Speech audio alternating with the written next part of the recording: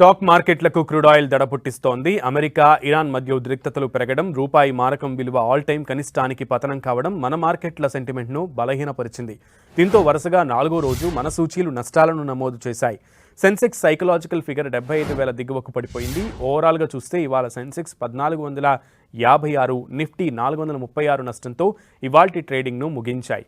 BSE, ఎన్ఎస్ఈలోని అన్ని రంగాల సూచీలు కరెక్షన్కు గురయ్యాయి. నిఫ్టీ ప్రధాన షేర్లలో ఓఎన్జీసీ, హిందాల్కో, ఎస్బీఐ టాప్ గెయినర్స్గా ఉన్నాయి. Shriram finance, Adani ports, tech Mahindra, HCL tech, Nifty top లూజర్స్గా ఉన్నాయి.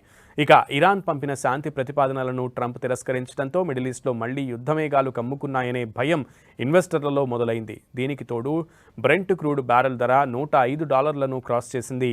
క్రూడ్ ఆయిల్ కోసం మన దేశం అత్యధికంగా దిగుమతులపైనే ఆధారపడుతుండటం, చమురు ధరల పెరుగుదలతో ద్రవ్యోల్బణం రేటు పెరిగి ఆర్థిక వ్యవస్థపై భారం పడుతుందనే ఆందోళన ఇన్వెస్టర్లలో మొదలైంది. ఇక ఇంధన వినియోగాన్ని తగ్గించాలని, బంగారం కొనుగోళ్లు, విదేశీ ప్రయాణాలు వాయిదా వేసుకోవాలని ఈ నెల 10న మోదీ పిలుపునివ్వడం మన మార్కెట్ల సెంటిమెంట్ను దెబ్బతీసింది.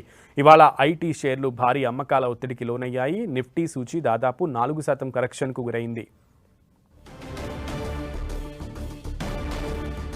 మే 2023 తర్వాత ఐటీ ఇండెక్స్ అత్యంత కనిష్ట స్థాయికి పడిపోయింది. $4 బిలియన్ పైగా నిధులతో కొత్త కంపెనీని ప్రారంభిస్తున్నట్లు ఓపెన్ ఏఐ సంస్థ ప్రకటించడంతో మన ఐటీ కంపెనీల షేర్లు తీవ్ర అమ్మకాల ఒత్తిడికి లోనయ్యాయి.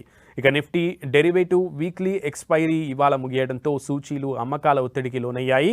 అలాగే గ్లోబల్ మార్కెట్ల సపోర్ట్ లేకపోవడం కూడా మన మార్కెట్ల సెంటిమెంట్ను బలహీనపరిచింది.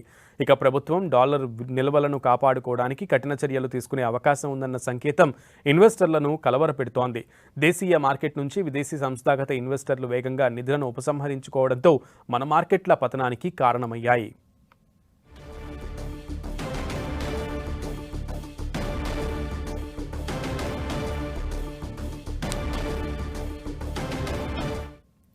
సైకలాజికల్ ఫిగర్ని కూడా క్రాస్ చేసి లోపలికి దిగువకు పడిపోయినటువంటి పరిస్థితి కనబడుతోంది సెన్సెక్స్. సో దీనికి సంబంధించి అసలు ఈరోజు స్టాక్ మార్కెట్ల పరిస్థితికి సంబంధించి కంప్లీట్ డీటెయిల్స్ అండ్ ఎఫెక్ట్స్కి కారణాలకు సంబంధించిన అనాలిసిస్ని మా బిజినెస్ మార్కెట్ అనలిస్ట్ గీతానంద్ గారిని అడిగి తెలుసుకుందాం. గీతానంద్ గారు నమస్తే.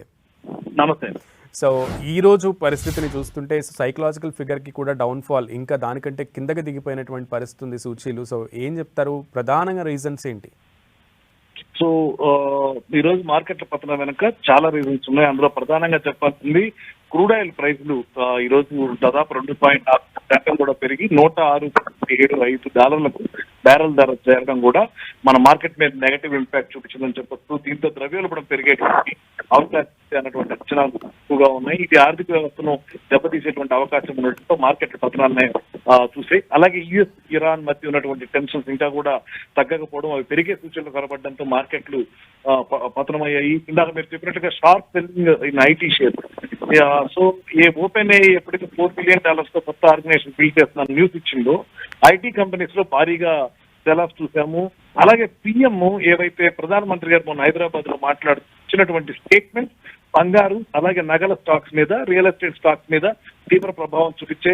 వర్క్ ఫ్రమ్ హోమ్కి వచ్చినట్లయితే మళ్ళీ ఆఫీస్ స్పేసెస్ ఖాళీ పడేటువంటి అవకాశం ఉంటుంది. దాని ఇంపాక్ట్ కూడా మార్కెట్ మీద ఉందని చెప్పొచ్చు. దాంతోపాటు రూపాయి పతనం కనిష్ట స్థాయిలో 95.6 దగ్గర రూపాయి క్లోజ్ కావడం, 35 పైసలు ఈ రోజు నష్టపోయి రికార్డు లోని నమోదు చేయడం కూడా మార్కెట్ల మీద ప్రభావాన్ని చూపించింది. ఇండియా బిక్స్ పెరగడం ఒకటి. అలాగే ఇన్ఫ్లేషన్ డేటా వెలువడడానికి ముందు మార్కెట్ కొంత అప్రమత్తంగా వ్యవహరించిందని చెప్పొచ్చు. ఎఫ్ఐఎల్ సెల్లింగ్ కంటిన్యూస్ గా జరుగుతూ ఉంది. ఇప్పటికే 8,437 కోట్లు స్టాక్స్ నిన్న మండే రోజు ఒక్కరోజే అమ్మడం చూసాం. అలాగే వీక్లీ ఎక్స్పైరీ ఒకటి. గ్లోబల్ ట్రెండ్స్ కూడా వీక్ గా ఉన్నాయి. ఏషియన్ మార్కెట్స్ అన్ని, సౌత్ కొరియా కోస్పీ కావచ్చు, చైనా షాంఘై కావచ్చు, ఎస్ఎస్సి కాంపోజిట్ కావచ్చు, ఇవన్నీ కూడా నెగటివ్ గా ట్రేడ్ కావడం, వాల్ స్ట్రీట్ లో ఫ్యూచర్స్ కూడా నెగటివ్ గా ట్రేడ్ కావడం, ఇవన్నీ మార్కెట్ల పతనాన్ని పెంచాయని చెప్పొచ్చు. ఒకటి కాదు, రెండు కాదు, దాదాపు చాలా కారణాలు ఈ రోజు మార్కెట్ పతనం వెనక ఉన్నాయి. గీతానంద్ గారు, అయితే ఈ సమయంలో కొత్త పొజిషన్లు తీసుకోవచ్చా?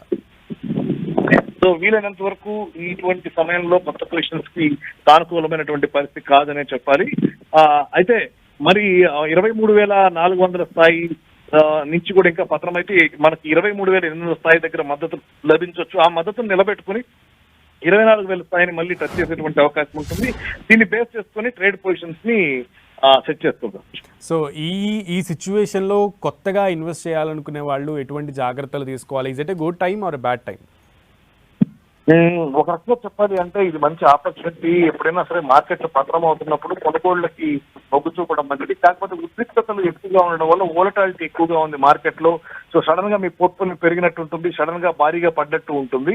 సో రిస్క్ అపటైట్ బాగా ఉన్న వాళ్ళు, వోలటాలిటీని అర్థం చేసుకోగలిగిన వాళ్ళకి ఈ మార్కెట్ సానుకూలమైనటువంటి మార్కెట్.